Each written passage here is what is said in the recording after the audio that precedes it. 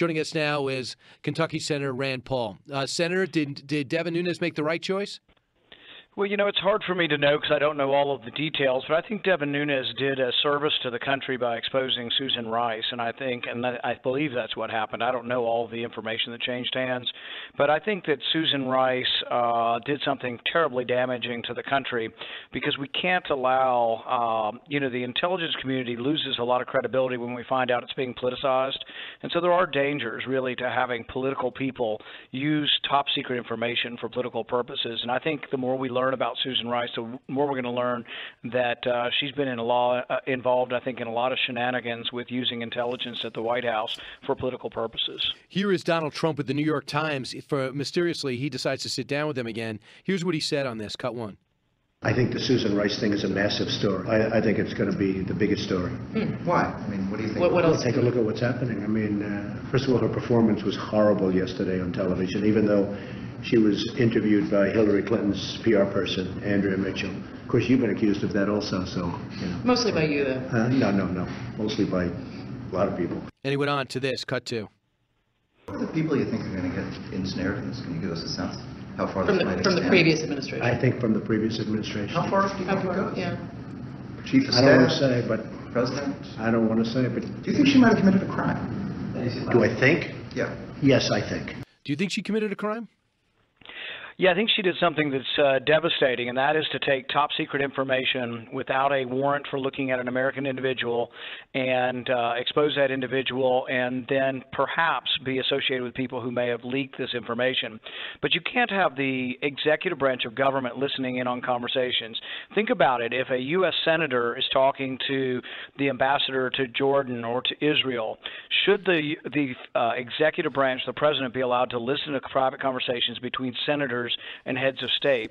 This is what happened. There were senators and congressmen talking to Netanyahu about a year or so ago, and the White House is listening in on these too.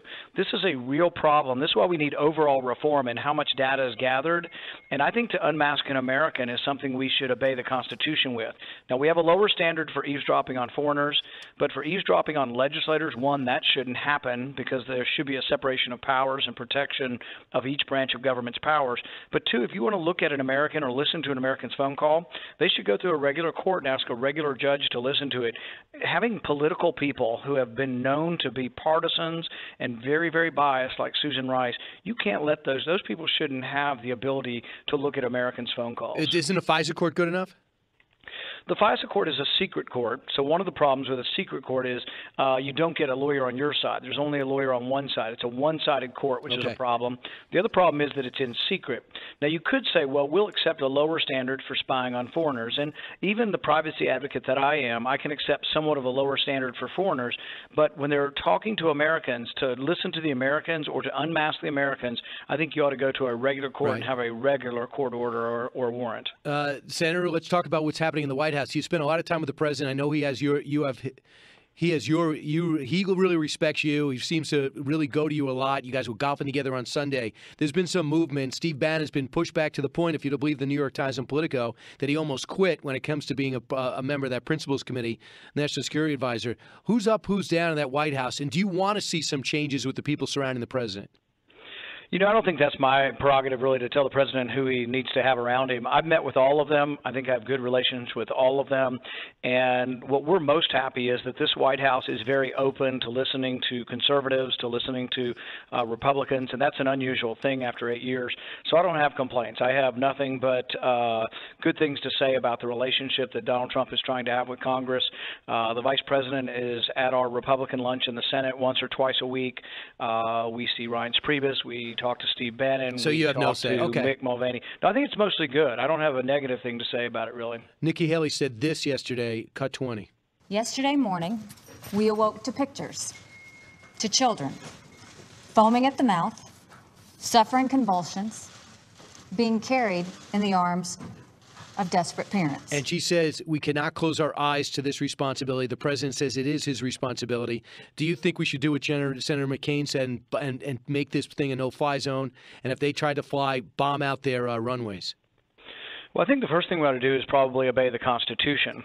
When Nikki Haley came before my committee and I voted for her, I asked her that question. Will you try to take us to war? Will you advocate for war without constitutional or congressional authority? And she said no.